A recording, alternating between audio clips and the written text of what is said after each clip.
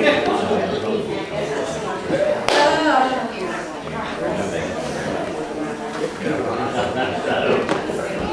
morning. Good morning. We've been talking a lot about faith and the things that challenge our faith. And last week we tried a little crude attempt at the slingshot. I thought the kids had a pretty good time with that out in the back, out in the side yard. Yeah, Abby's like, oh my goodness. All right. And today we're going to continue with that. The passage we're using comes from Luke chapter 21. It's also found in Mark 13 and in Matthew 24. And this time is right before Passover. This is right before the last Passover. And at Passover, there would be a seat left. Today, as they have a Seder and they have the Passover meal, there would be a seat left, empty. And this seat would be for the Messiah. Now, back in this day, in Jesus' day, the Jews were under very heavy persecution. There was Roman occupation. There was heavy taxation. There were kings in Jerusalem that should not be kings. There were religious leaders that were divided, Sadducees and Pharisees. So there's a lot of confusion going on in Jerusalem at this time, right?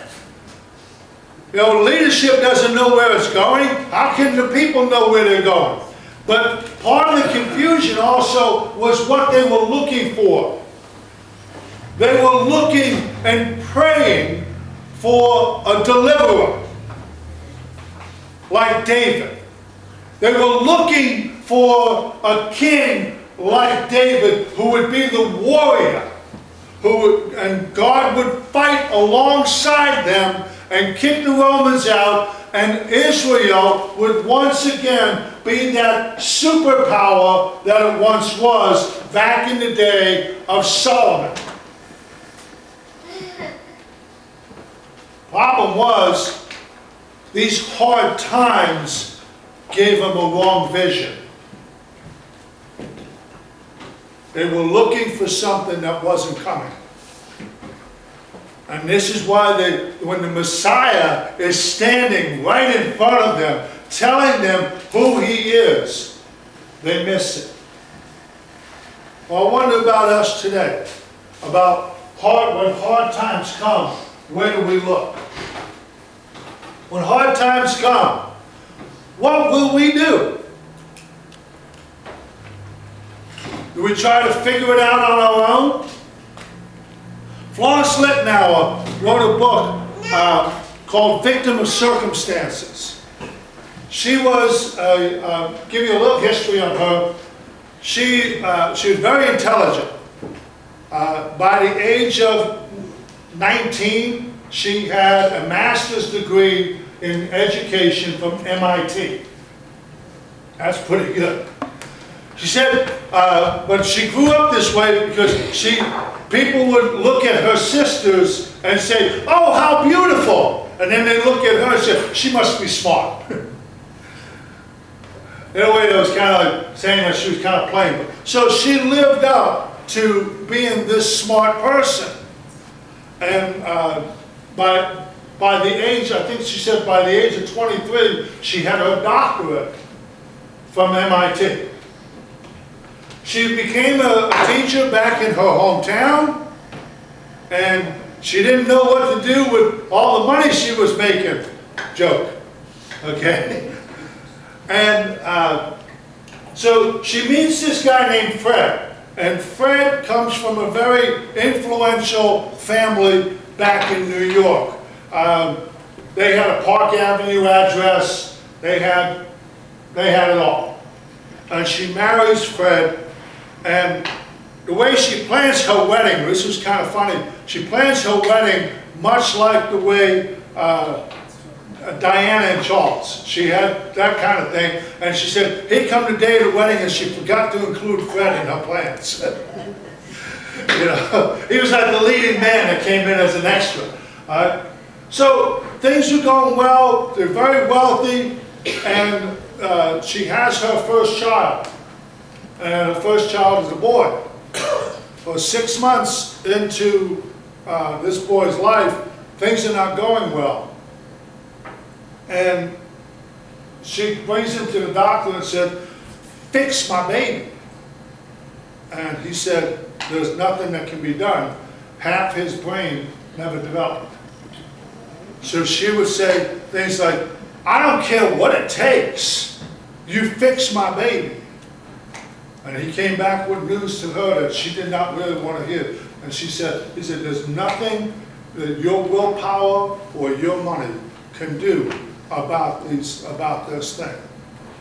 And her world is shattered because when hard times came, that's what she relied upon. Her willpower to get her through MIT, her willpower to make her valedictorian, to get her to have a master's degree at such a young age and a doctorate at such a young age. And then she married into money and figures, hey, if I can't fix it with my will, I can buy it or buy somebody to fix it. And here was a situation that neither her money or her willpower can do.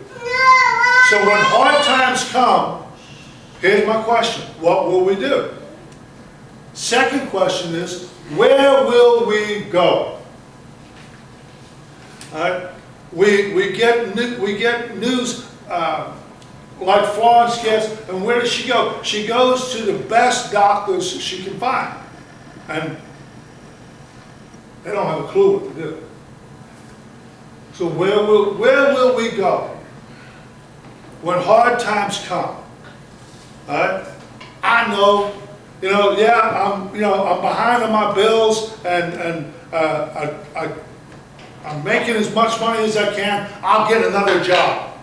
And sometimes we're in doing that, maybe we're sacrificing family and not having the time to be with the family. And so we try to fix it on our own. All right?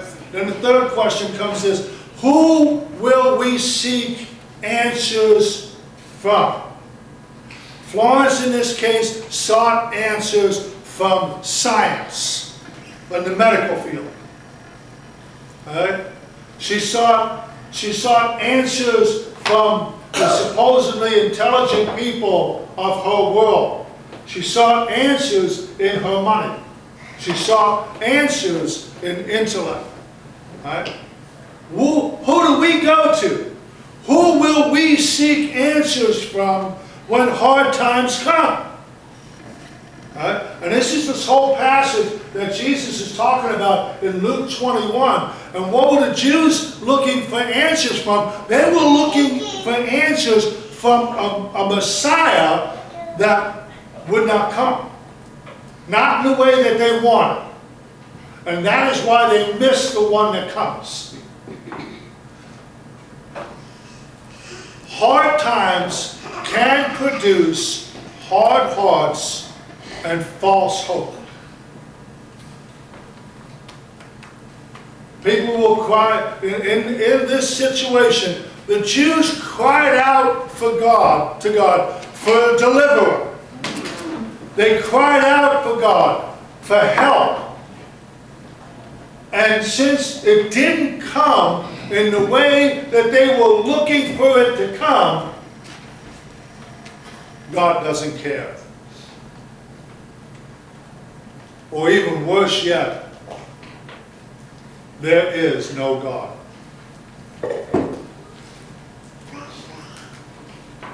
Sometimes the hardest answer for us to get from God is no. And maybe we take that no as that God doesn't care. That God does not listen. Or maybe we get answers like people say, well, if you just had enough faith. How much faith did it take to move a mountain? Did you wear it? No. Listen. How much faith did Jesus say it takes to move a mountain? The size of a mustard seed. And how small is that? That's pretty small. He's got a tie tack, right? Yeah. Okay. So it isn't about how much faith we have. It's about what we have faith in. So when hard times come, those are the questions I want us to ask. Now, what do we face today? Well, if you look at the news today, especially now with all the campaigning that's going on, what are some of the things we're hearing? Well, we're hearing about a failing economy. Well, you don't need to turn on the news to see a failing economy. All you got to do is go to the grocery store, right? We see news of lack of jobs. And we hear about unemployment rates and how, one group says it's this and another group says it's this, and you don't know who to believe. One guy's saying, oh, it's really good. And another guy said, no, it's really bad. So who do you believe? This is just like the Jews back then, especially within the religious realm. They had Pharisees and Sadducees. One group was telling them there is no resurrection of the dead. There is no life hereafter. And another group says that there's heaven and there's hell. So who do you believe? This is where all this confusion comes in, and hard times caused us. So we look at lack of jobs, failing economy, terrorism. We keep hearing about cities being burned and cities being bombed and people being killed all over the world. Christians being beheaded all over. And sometimes we act like that's something new. In Luke 21 and Matthew 24 and Mark 13, he tells us these things are going to happen. And we act like it's something new sometimes. And we cry out. Then there's racism. Right?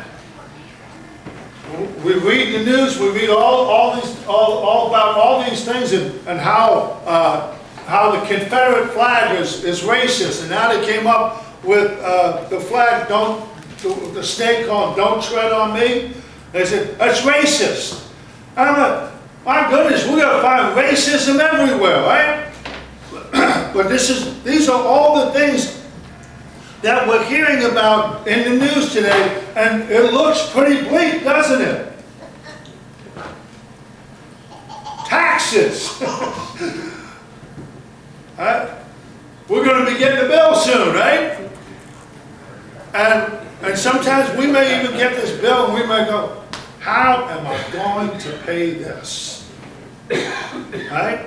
So that brings in more worry about, well, now I know if I don't pay it, they're going to come and take my property and all this, and we start sweating out all these kinds of details, right? Well, there is a solution. And in Luke chapter 21, when Jesus, let's read his words here for a minute. In Luke chapter 21, and he starts to talk about all these things.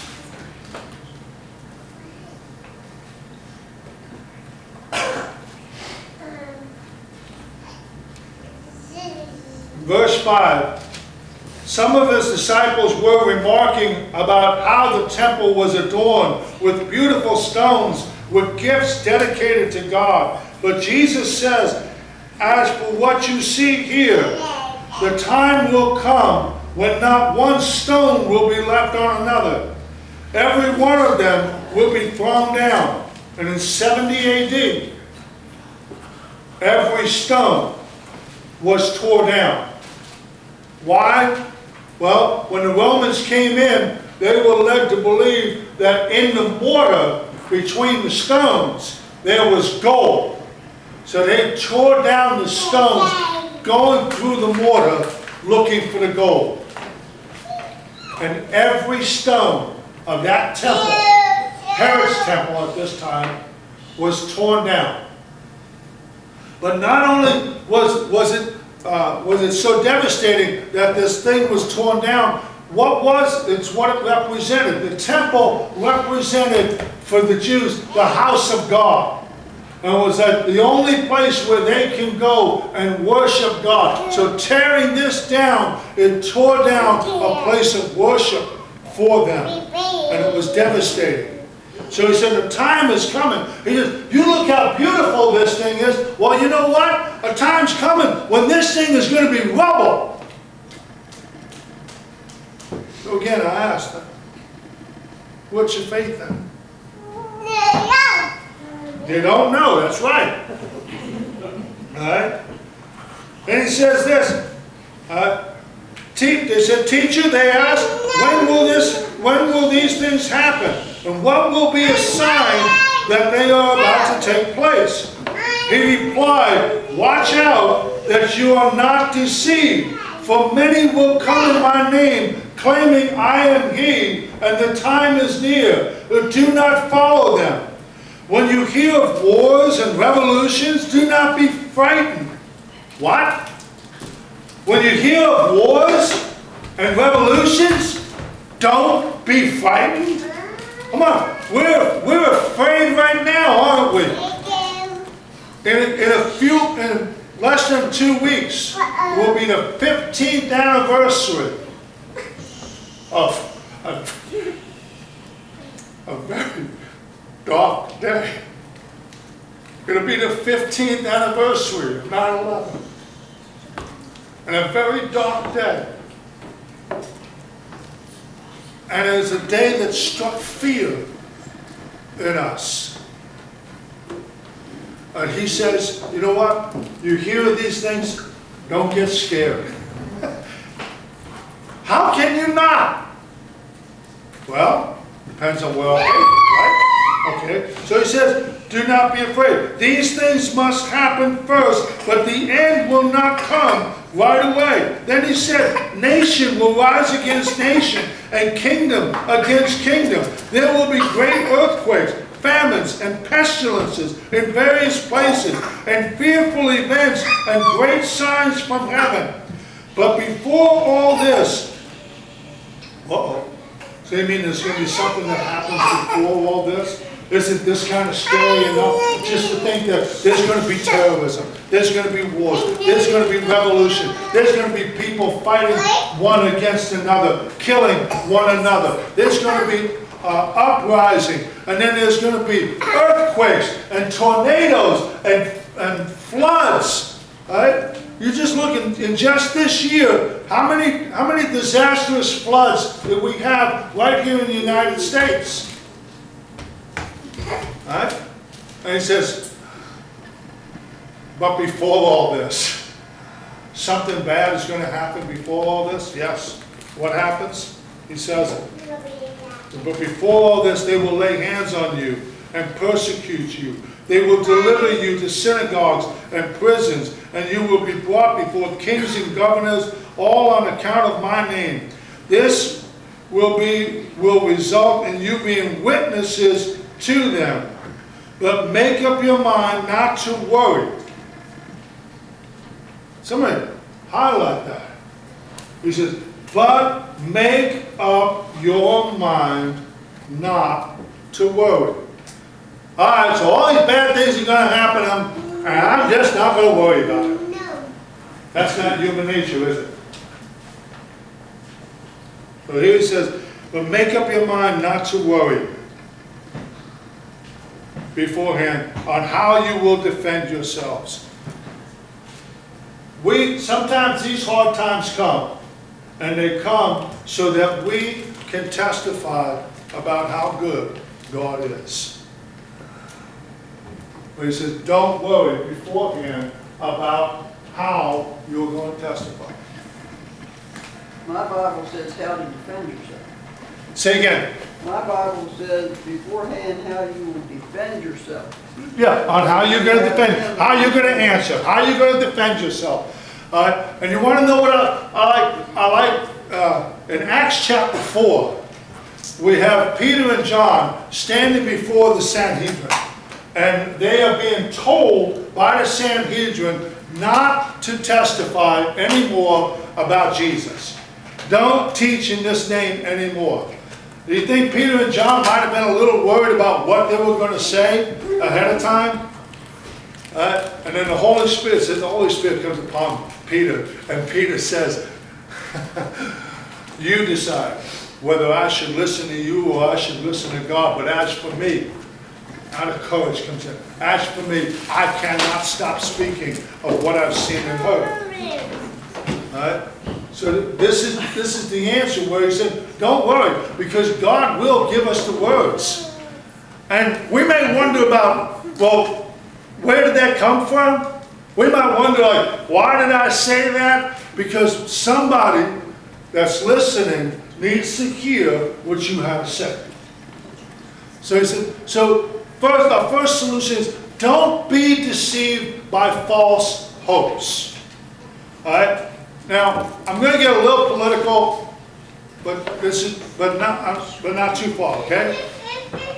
We have candidates that are telling us how they have the best plan to make everything right, okay? So we have to choose, okay? So I'm going to tell you, come that first Tuesday after that first Monday, make your choice, all right? But I'm going to tell you, neither one of them are going to make America great. You know what it's going to take to make America great again? Turn back to God. It's going to take the church to be the church. It's going to take the Christians to stand up and not in a military revolt type of thing, but to stand up and proclaim loud that Jesus Christ is Lord. If the church does that and gives God the glory, will He not bless and take care of us? So don't be deceived by false hopes. All right? I'll tell you what, come that Wednesday after that first Monday, after that first Tuesday, all right? Come that Wednesday, many many might be sad because their candidate didn't win, and many may be happy that their candidate did win. All right? And then many will be looking for the government to start making things right. And I'm going to tell you, that's a false hope. Why? Because if a government does not honor God, God is not going to bless. So it isn't going to be the government.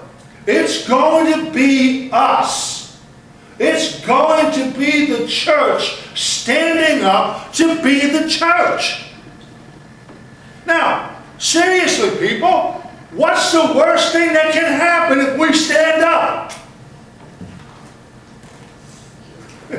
You're going to get knocked down. Yeah, maybe they kill you. But really, for us, is that bad?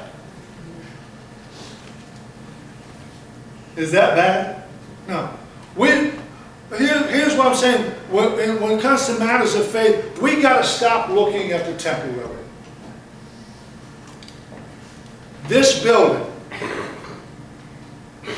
is temporary. This building is temporary. Yes.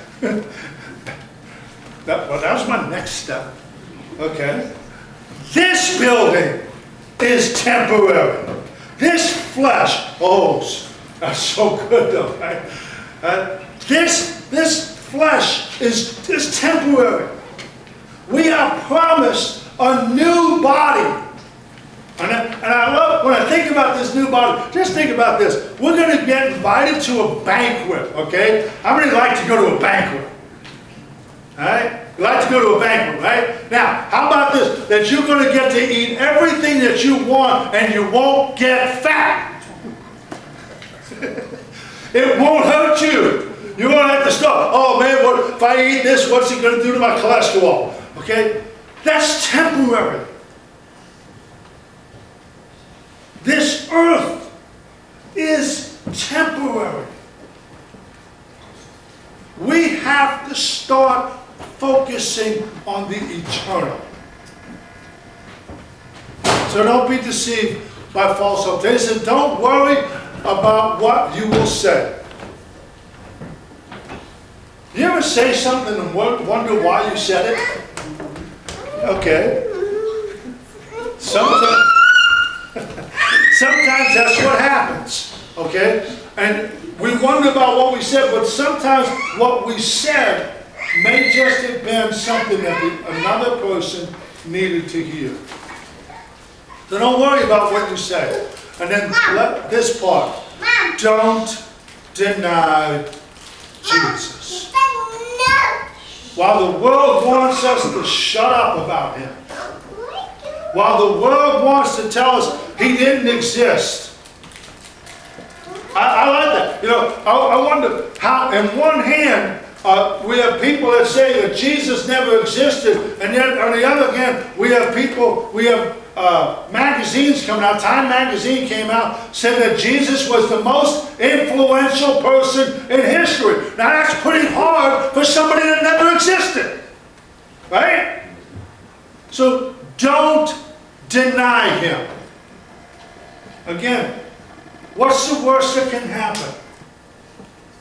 People say, deny him or you're dead. Hello, send me home. All right? Now, I tell you what, I do worry about this. Well, wrong word. Wrong word. Wrong word. I am concerned about this. Okay? How strong will I be if it's hard? How strong will I be if it's one of my grandkids? I pray that God would give me the strength. I know this. He will not allow me to be tested beyond my ability to stand up. So, I will not deny him. And he says here in Luke 20, look up and pray.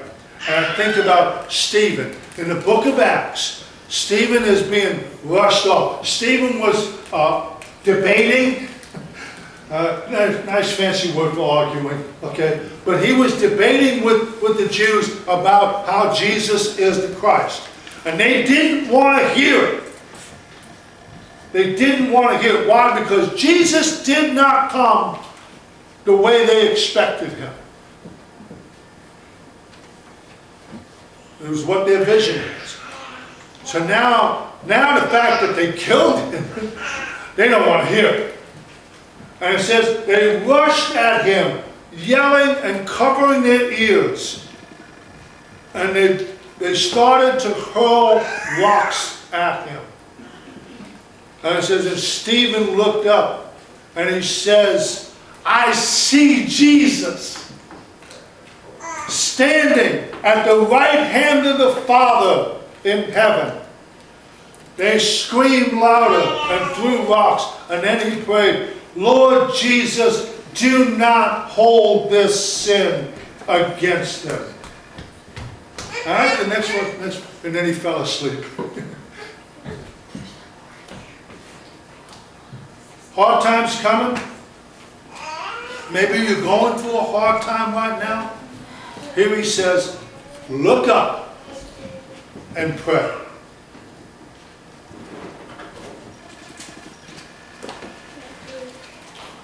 I'll give you a frog. I've done this a few years back, but I give you a frog. When hard times come, have a frog. Frog is fully relying on God. Look up. Become relying on God. Asking Him to help you in what is going to be done. Isaiah 43, 1 through 5, if you would, just turn with me as we read these words from Isaiah. Now this is hundreds of years before Jesus. In Isaiah 43, verses 1 through 5, it says, "But now this is what the Lord said. He who created you, O Jacob, he who formed you, O Israel, fear not, for I have redeemed you. I have summoned you by name, you are mine. When you pass through the waters, I will be with you. When you pass through the rivers, they will not sweep over you. When you walk through fire, you will not be burned. The flames will not set you ablaze. For I am the Lord your God, the Holy One of Israel, your Savior. I give Egypt for your ransom, Cush and Seba in your stead. Since you are precious and honored in my sight, and because I love you, I will give men in exchange for you, people in exchange for your life. Do not be afraid, for I am with you. I will bring your children from the east and gather you from the west." When God promises that He will be with us, He doesn't fail in His promises.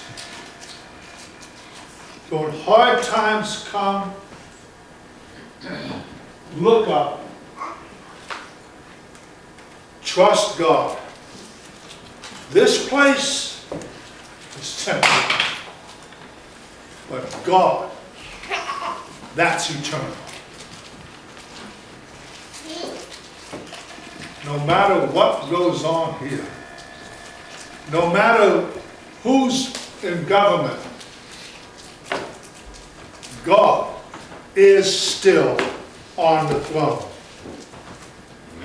Now He asked one question and part of this passage, and He says, when the Son of Man comes, will He find anyone faithful?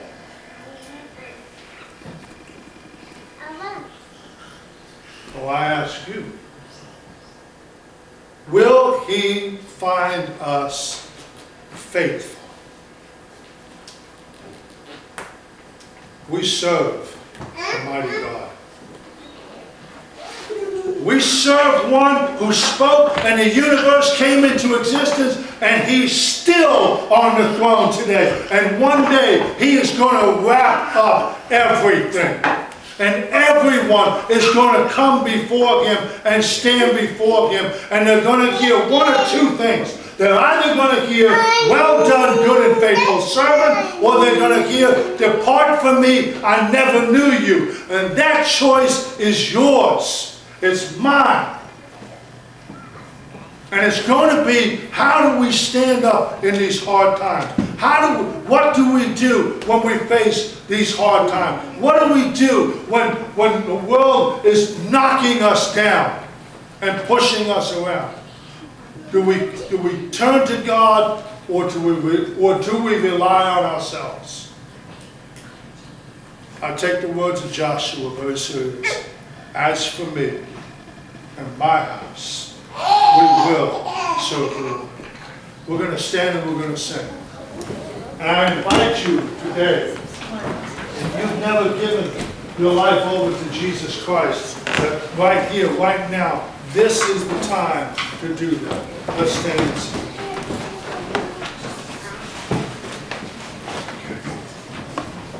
M61.